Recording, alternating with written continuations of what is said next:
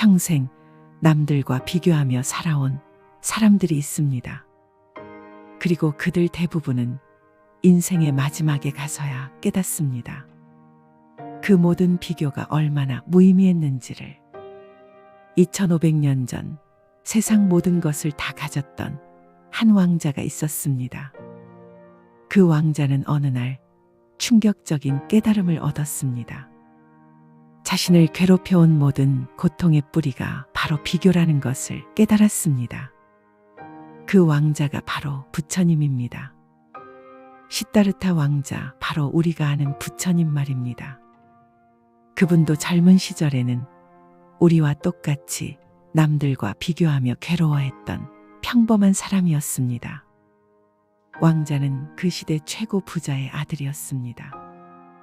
오늘날로 치면 재벌 총수의 아들 정도 되겠죠. 아버지 왕은 아들을 위해 계절마다 다른 궁궐을 지어주었습니다. 여름 궁궐, 겨울 궁궐, 우기 궁궐까지. 그 화려함과 풍요로움이 어느 정도였겠습니까? 하지만 이상한 일이었습니다. 왕자는 전혀 행복하지 않았어요. 매일 밤 궁궐 정원을 거닐며 혼자 중얼거렸습니다. 나는 왜 이렇게 마음이 공허할까? 이 모든 것들이 나를 행복하게 해주지 못하는 이유가 뭘까? 아버지 왕이 말했습니다. 얘야, 내가 부족한 게 뭐가 있느냐? 다른 나라 왕자들과 비교해봐라. 너만큼 좋은 환경에서 자란 왕자가 어디 있겠느냐? 왕의 말이 틀린 건 아니었습니다. 정말 그 누구와 비교해도 시다르타 왕자보다 더 풍요로운 삶을 사는 사람은 없었으니까요. 하지만 왕자의 마음속 공허함은 계속 커져만 갔습니다. 29살이 되던 해, 왕자는 드디어 용기를 내어 아버지께 말씀드렸습니다. 아버지, 저는 궁궐 밖 세상이 어떤 모습인지 한번 보고 싶습니다. 왕은 깜짝 놀랐습니다.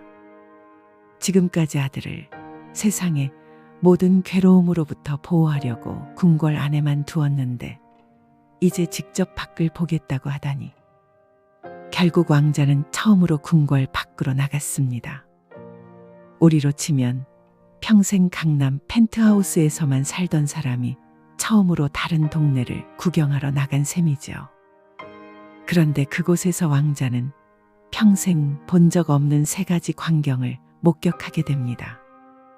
첫 번째는 허리가 꼬부라진 채 지팡이에 의지해 힘겹게 걸어가는 할아버지였습니다. 왕자가 수행원에게 물었습니다. 저분은 왜 저런 모습이신가요? 병에 걸리신 건가요? 아닙니다, 왕자님. 저것이 바로 늙음입니다. 세월이 지나면 누구나 저렇게 됩니다. 그 순간 왕자의 마음에 큰 충격이 왔습니다. 아, 내가 지금까지 젊고 건강한 몸을 자랑스러워했는데 이것도 영원하지 않구나. 다른 사람들과 비교하며 우쭐해했는데 결국 모든 사람이 늙는구나. 두 번째는 길가에 누워 고통스럽게 신음하는 병든 사람이었습니다. 저분은 또 왜 저러십니까? 질병에 걸리신 겁니다. 아무리 건강한 사람도 언젠가는 아플 수 있습니다. 그렇구나. 내가 다른 사람들보다 건강하다고 뽐냈는데 이것도 언제까지 계속될지 모르는구나. 세 번째는 상여가 지나가는 장례 행렬이었습니다. 저분들은 어디로 가시는 건가요? 돌아가신 분을 모시고 가는 길입니다. 왕자님, 이 세상 모든 사람은 언젠가 저 길을 걷게 됩니다. 이때 왕자의 마음속에 번개가 내리쳤습니다. 내가 그동안 뭘 한 거지? 재산을 비교하고, 능력을 비교하고, 외모를 비교하면서 일희일비했는데 결국 모든 것은 늙고 병들고 죽는 것이라면, 그렇다면 이 모든 비교가 무슨 의미가 있단 말인가? 바로 그 순간 왕자는 인생의 진짜 문제가 무엇인지 깨달았습니다. 문제는 가진 것이 적어서가 아니라 끊임없이 비교하는 마음 때문이었습니다.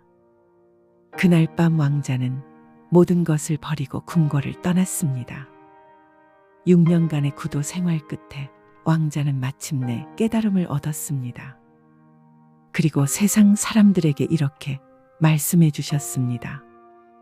모든 괴로움의 뿌리는 비교하는 마음에서 나온다. 내 삶을 남의 삶과 비교하지 마라. 비교는 영원히 끝나지 않는 고통의 굴레일 뿐이다. 지금 이 이야기를 듣고 계시는 여러분들도 아마 비슷한 경험이 있으실 겁니다.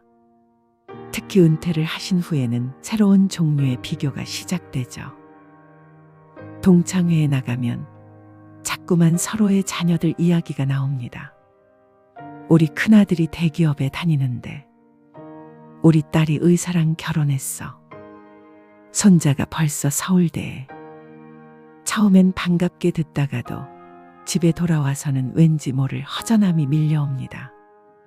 아파트 단지를 산책하다 보면 저쪽에서는 새 차가 들어오고 이쪽에서는 리모델링을 하고 자꾸 내 집, 내 생활과 비교하게 됩니다. 병원에서 검진을 받고 나서도 옆자리 할머니는 약을 저것밖에 안 먹는데 나는 왜 이렇게 많지? 하며 남과 비교하게 되죠. 부처님은 이런 비교하는 마음이 3가지 독을 만든다고 하셨습니다. 첫 번째는 질투와 시기입니다. 남이 잘 되는 것을 보면 마음이 편하지 않아요. 축하해 주어야 하는데 오히려 속이 쓰리고 화가 납니다. 두 번째는 교만과 우월감입니다. 내가 남보다 나은 점을 발견하면 우쭐해합니다. 겸손해야 하는데 오히려 코가 높아지고 남을 깔보게 됩니다. 세 번째는 열등감과 자책입니다. 남보다 못한 점을 발견하면 자신을 탓하고 괴로워합니다. 있는 그대로의 자신을 받아들이지 못하게 됩니다. 한 분의 이야기를 들려드리겠습니다. 이분은 평생 성실하게 살아오셨습니다. 공무원으로 정년퇴직하고 자녀들도 무사히 키워냈죠. 그런데 은퇴 후 동창회에서 친구들을 만날 때마다 마음이 무거워졌습니다. 이 친구는 사업해서 부자가 됐고 저 친구는 자식이 의사고 나는 평생 뭘 한 거지? 월급쟁이로만 살다가 이제 연금으로 겨우 버티고 있는데. 그러던 어느 날 절에서 부처님 말씀을 듣게 되었습니다. 비교는 고통의 뿌리다. 내 삶은 내가 걸어온 고유한 길이며 그 자체로 완전하다.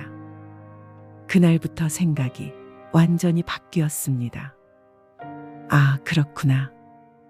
내가 40년간 성실하게 일한 것, 한 번도 부정한 일 하지 않고 떳떳하게 산 것, 자녀들을 바르게 키운 것, 이웃과 화목하게 지낸 것, 이 모든 것들이 다 내 삶의 보물이구나. 왜 남과 비교하면서 이런 소중한 것들을 못 본 척했을까? 그 후 이분은 완전히 다른 사람이 되었습니다. 동창회에 가서도 친구들의 성공 이야기를 편안하게 들을 수 있게 되었고 오히려 진심으로 축하해 줄 수 있게 되었어요. 그러자 신기하게도 친구들도 이분을 더 편안하게 대하게 되었습니다. 그럼 부처님은 구체적으로 어떻게 하라고 하셨을까요? 첫 번째는 지족입니다. 만족할 줄 아는 마음이죠. 부처님은 만족할 줄 아는 사람이 진정한 부자다라고 하셨습니다. 지금 내가 가진 것에 감사하고 그것으로 충분하다고 여기는 마음입니다. 이것이 쉽지 않다는 걸 부처님도 아셨어요. 그래서 구체적인 방법을 알려주셨습니다. 어느 날 한 제자가 부처님께 물었습니다. 부처님, 저는 늘 다른 사람들과 비교하며 괴로워합니다. 어떻게 하면 이 마음에서 벗어날 수 있을까요? 부처님이 답하셨습니다. 매일 밤 잠자리에 들 때 그날 하루 감사한 일 세 가지를 떠올려 보아라. 아주 작은 것이라도 좋다. 제자가 다시 물었습니다. 어떤 것들을 떠올리면 될까요? 오늘 아침 따뜻한 밥을 먹을 수 있었던 것, 길에서 만난 사람이 반갑게 인사해 준 것, 몸이 아프지 않았던 것. 이런 작은 일들을 하나씩 떠올리다 보면 내 삶이 얼마나 많은 은혜로 가득한지 깨닫게 될 것이다. 며칠 후 그 제자는 다시 부처님을 찾아왔습니다. 부처님, 감사한 것들을 떠올리니 마음이 한결 평온해졌습니다. 하지만 실수를 했을 때는 여전히 자책하게 됩니다. 부처님이 미소 지으며 말씀하셨습니다. 그것은 자신에게 자비로운 마음이 부족하기 때문이다. 내가 지금까지 살아온 것만으로도 충분히 훌륭하다. 완벽하지 않아도 괜찮다. 그것이 인간이니까. 그래도 다른 사람들과 비교하면 실수를 했을 때는 이렇게 말해보아라. 나도 사람이니까 실수할 수 있어. 다음에는 더 잘하면 돼. 마치 사랑하는 손자를 달래듯이 자신에게도 따뜻하게 말해주어라. 또 다른 제자가 물었습니다. 부처님, 남들이 저보다 잘 되는 것을 보면 마음이 괴롭습니다.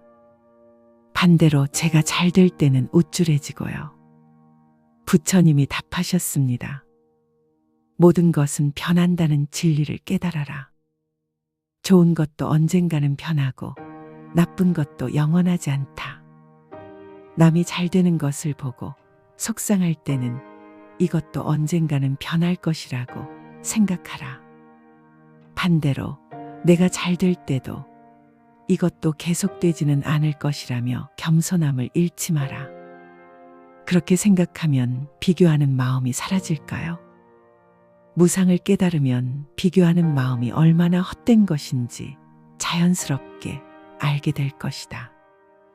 마지막으로 한 제자가 이런 질문을 했습니다.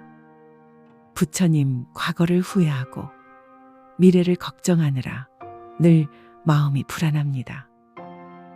부처님이 말씀하셨습니다. 과거는 이미 지나갔고 미래는 아직 오지 않았다. 오직 현재 이 순간만이 실제한다. 지금 이 순간, 내가 내 말을 듣고 있는 바로 이 순간에 온전히 머물러 보아라. 어떻게 현재에 머물 수 있을까요? 의자에 앉아 있는 느낌, 바람이 피부에 닿는 느낌, 숨이 들어오고 나가는 느낌. 이런 것들을 온전히 느끼며 지금 여기에 있어라. 그러면 남과 비교하던 마음이 자연스럽게 사라질 것이다. 비교는 머릿속에서만 일어나는 일이거든. 현재 이 순간에는 오직 지금 여기만 있을 뿐이다. 마지막으로 한 분의 이야기를 더 들려드리겠습니다. 이분은 젊었을 때부터 남들과 비교하며 사시느라 정말 많이 고생하셨어요. 남편은 평범한 직장인이었고 자식들도 특별히 뛰어나지 않았거든요. 그래서 평생 위축되어 사셨죠. 그런데 몇 년 전부터 부처님 말씀을 들으시기 시작했어요. 처음에는 이 나이에 무슨 깨달음이냐 하셨는데 점점 마음이 편해지시더라고요. 요즘 이분은 이렇게 말씀하세요. 나는 이제 비교하지 않아. 내 인생은 내가 선택한 길이고 그 길에서 최선을 다했어. 남들보다 못하다고 여겼던 것들이 사실은 내 삶의 소중한 보물이었더라고. 그리고 이런 말씀도 하셨어요. 젊었을 때는 남들 눈치 보느라 진짜 내가 뭘 좋아하는지도 몰랐는데 이제는 내 마음에 솔직해졌어. 하고 싶은 것도 하고 먹고 싶은 것도 먹고 이렇게 자유로운 기분은 처음이야. 이분을 보면서 저는 깨달았습니다. 언제든 시작할 수 있구나. 여러분도 오늘부터 시작해보세요.